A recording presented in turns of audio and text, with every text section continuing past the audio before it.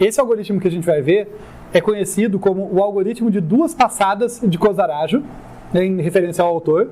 E por que de duas passadas? Porque a gente faz duas passagens de busca pelo grafo. Uma para identificar os tempos de término, e uma vez que a gente tem os tempos de término, uma outra fazendo busca para achar os componentes. Tá? Essa funçãozinha que eu tenho aqui é a função alto nível que está organizando essa brincadeira. Então vamos ver o que ela faz. Ó. Ela recebe o grafo G e um vetor de componentes. Esse vetorzinho ele é indexado pelos vértices. Tá? Então, a informação em qual componente está, qual componente fortemente conexo está o vértice 0, vai estar na posição comp 0. Em qual que está o vértice 1, vai estar na posição comp 1 e assim por diante. No início está só alocado um espaço lá, mas eu vou rotular, né? Eu vou colocar essa informação ali para a gente saber no final qual o componente de cada vértice. Daí, eu venho aqui, olha, a primeira coisa eu tenho que gerar o gráfico reverso. A primeira coisa é ter esse gráfico reverso. Então, eu inicializo o grafo aqui, é só uma funçãozinha auxiliar, tá? Lá de coisa de gráfico que a gente viu na primeira aula sobre grafos, que vai criar a estrutura, mas não tem nenhum arco, esse G reverso. Os arcos vão ser sempre o complementar dos arcos, né? O reverso dos arcos do grafo original. Então, o que eu vou fazer? No meu grafo original, eu vou percorrer todos os vértices dele, todos os vértices, e para cada arco que eu encontro, ó, cada arco que tem origem U e destino V, vejam o que eu estou fazendo. Ó, eu pego o U, lembra a lista de adjacência, a representação? Eu pego aqui o P, aponta para o começo da lista de adjacência, para o começo da lista com os vizinhos de U. E o rótulo de cada elemento nessa lista, né, enquanto a lista não for vazia, eu pego o rótulo de cada elemento, é o destino do arco. Tá? Então, fixado um U e encontrado um V aqui dentro, quer dizer que existe no grafo original o arco UV. Logo, eu quero inserir no reverso o arco VU. Tá? E é isso que eu estou fazendo. Eu venho aqui, enquanto eu não terminar a lista, pego o V e eu insiro no grafo reverso o arco VU. Beleza? Tá? Então, estou revertendo esse grafo aqui.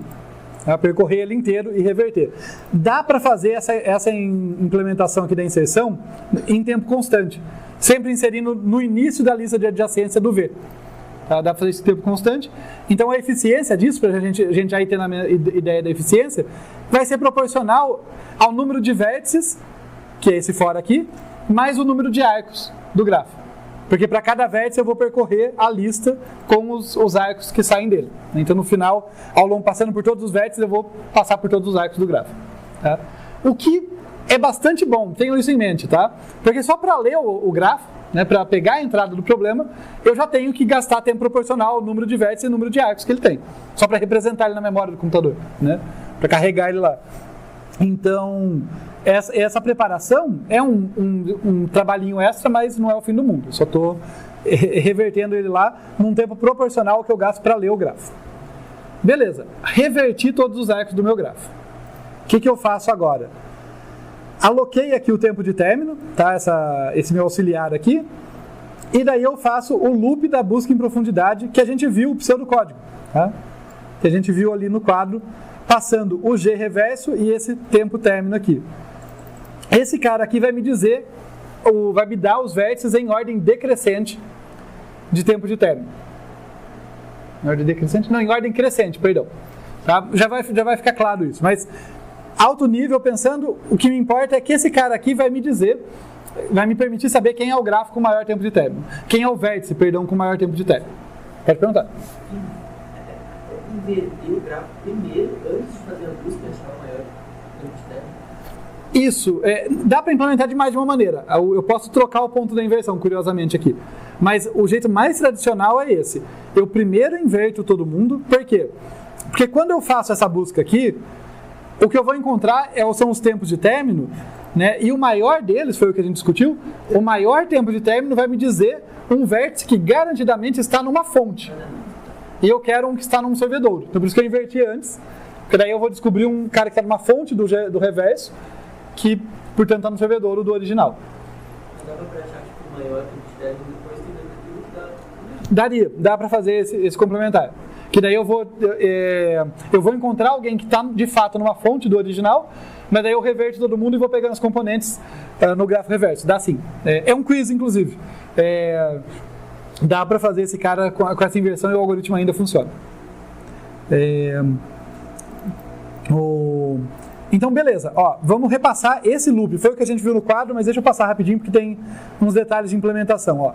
Então, o loop da busca em profundidade, tá? Que vai trabalhar com o tempo de término aqui. O que ele vai fazer? Ele tem um vetorzinho de visitados, vai passar por todo mundo aqui, zerando os visitados, né? Isso aqui é um extra, tá? O mais importante é zerar o visitado. Tem essa variável tempo. E para cada vértice que ainda não foi visitado, ele dispara essa busca. Passando, lembra que eu falei, ó, no pseudocódigo eu uso variável global. Aqui eu passo o endereço da variável tempo. Para todo mundo estar trabalhando com o mesmo tempo. E daí eu vou marcando, eu vou incrementando esse tempo, tá, essa variável aqui, ao longo dessas chamadas recursivas, e a cada vértice que termina eu marco o tempo de término dele. Tá? Alto nível é isso. Vamos ver os detalhes de como que essa busca aqui trabalha. Tá? Ó. Gente, eu estou passando um tanto mais rápido, mas eu tento fazer a coisa incremental no curso. Eu sei que são assuntos não triviais, mas lembra, isso é busca em profundidade. A gente já viu isso 2 aulas. Eu estou modificando ela para algumas... Sim, mas o esqueleto é o mesmo algoritmo, tá? E daí a gente tem que olhar o que mudou, né? O que eu troquei, o que eu estou usando de um modo especial. Mas isso aqui é busca em profundidade, ó. É a mesma busca. Recebeu o grafo lá, o vértice V. O que eu faço? Começo marcando V como visitado, né? Então, visitado V recebe 1. É o que a nossa busca faz por padrão. Daí eu percorro todos os vizinhos dele, né? Aquela ideia. Eu vou tentar, a partir da busca em profundidade, visitar todo mundo que eu puder, a partir de onde eu estou. Então, enquanto a minha lista de vizinhos não estiver vazia, enquanto eu não chegar no final dela, eu pego um vizinho, se ele ainda não foi visitado, eu sempre tomo esse cuidado de não revisitar vértice, dispara a busca a partir do dado. Beleza? Passando aqui, ó, o pointer para o tempo, que foi o que eu recebi aqui, né? Para poder estar todo mundo apontando para a mesma área de memória. Legal. Onde que eu marco o tempo de término? Aqui no final. E aqui tem uma observação para vocês. Normalmente, como que eu faço essa representação? Detalhe de... Tem várias coisas que eu acho legais em algoritmos. Uma delas é como a gente tem que ser cuidadoso na implementação para não perder o espírito do algoritmo original. E aqui tem um detalhe que eu quero chamar a atenção para vocês que relaciona com isso. Olha só. Quando eu normalmente vou fazer marcação de tempo de término, qualquer marcação nos algoritmos que eu vou usar, o jeito que eu acho mais intuitivo é, eu uso um vetor indexado pelo rótulo do vértice e na posição correspondente àquele vértice eu coloco a informação que eu quero. Seja o tempo de término, a qual componente pertence, né, a cor do componente, o que quer que seja, eu faço isso. Né? É o que eu fiz aqui, por exemplo, ó, visitado. Visitado na posição W vai ter 0 ou 1 me dizendo se o cara foi visitado ou não. Tudo bem? Normalmente é isso que eu faço. Olha que interessante. Se eu fizesse isso aqui, veja se vocês percebem esse problema, que é o tipo de senso crítico que eu quero desenvolver em vocês.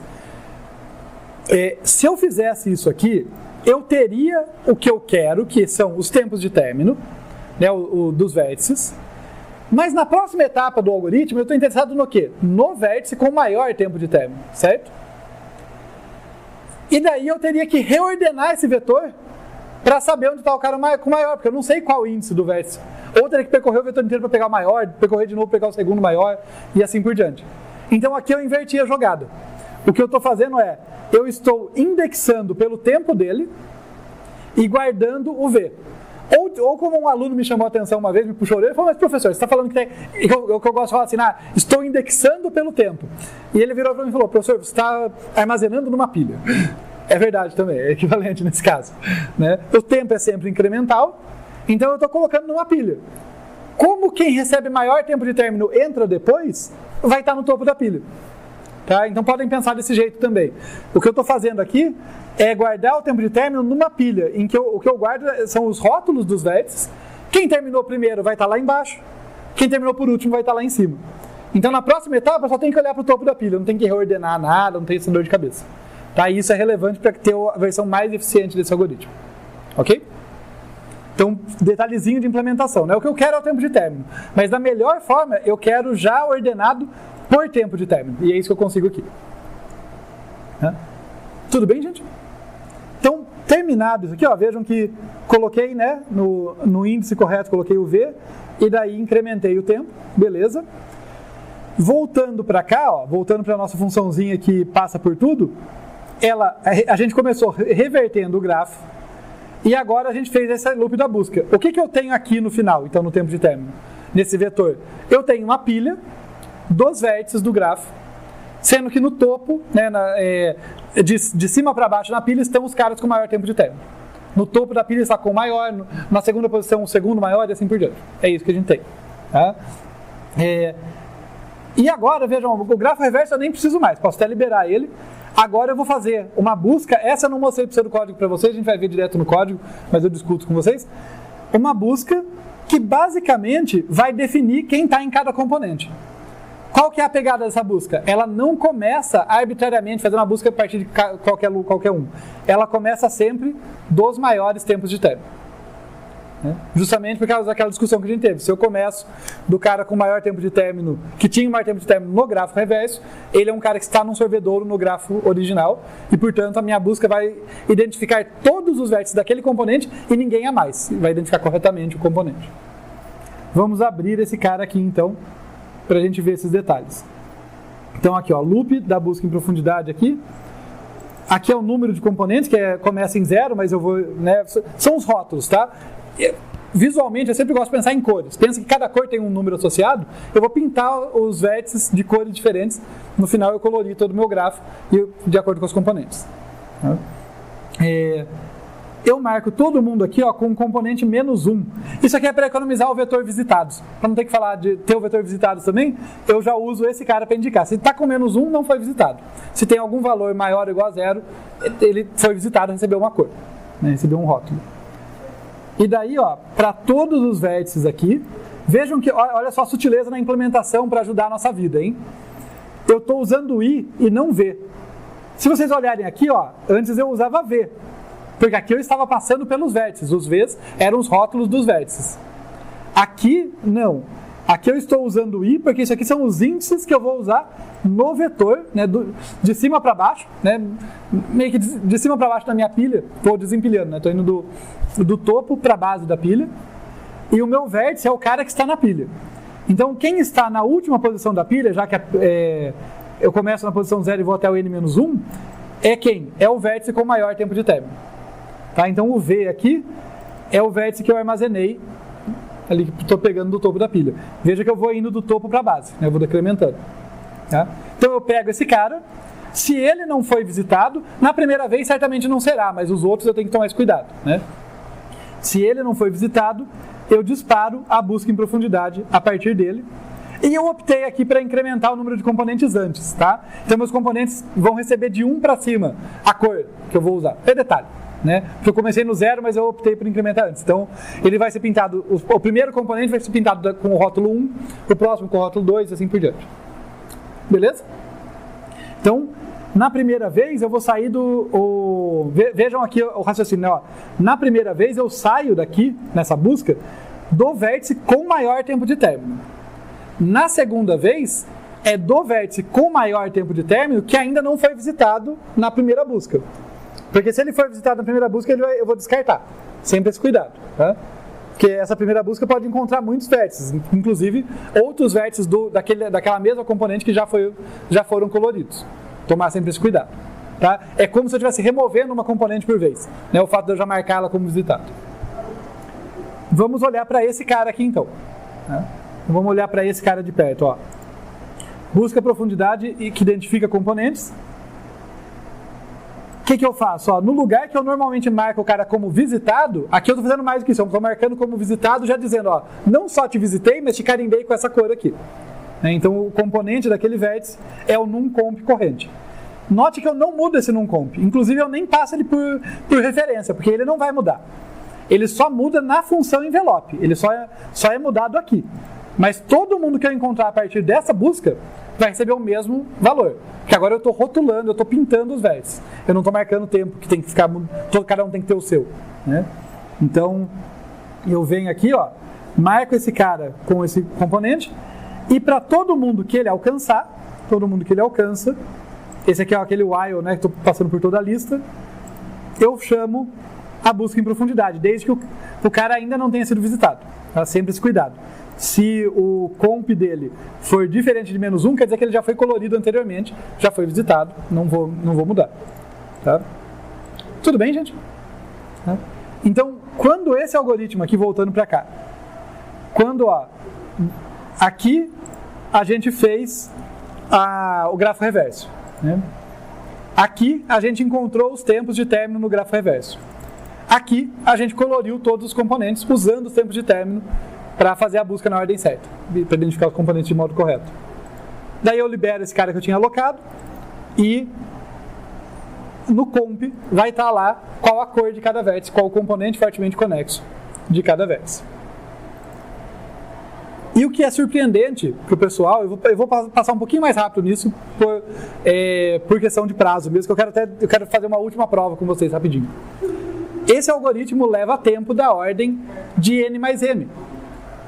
O tempo total desse algoritmo é proporcional, é uma constante, acaba sendo uma constante um pouquinho maior, porque tem as várias passadas pelo grafo, mas é tempo proporcional a percorrer o grafo inteiro, todos os vértices e todos os arcos.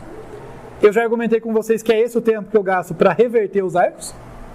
Depois, esse loop da busca aqui, a gente já discutiu. A busca em profundidade visita todos os vértices, marca todos os vértices, em tempo proporcional a n mais m. É aquela ideia que a gente discutiu nas últimas aulas, que olha, eu visito todo o vértice, então é proporcional a n de navio, e para cada vértice que eu visito, eu vou olhar todos os arcos que saem dele. Então, no total, meu custo vai ser proporcional a todos os arcos do grafo. Mas é isso, porque como eu nunca revisito o vértice, eu não vou ficar patinando. É um custo de tempo constante por vértice, mais um custo de tempo constante por arco do grafo. Da ordem de n mais m. E depois aqui a mesma coisa, é outra busca. Vejam, é uma busca que tem outra função. Cada uma das são duas buscas em profundidade, por isso que é o algoritmo de duas passadas do quadrado. Cada uma faz uma coisa diferente, mas cada uma delas gasta tempo linear. Então o tempo total aqui é linear no tamanho do grafo.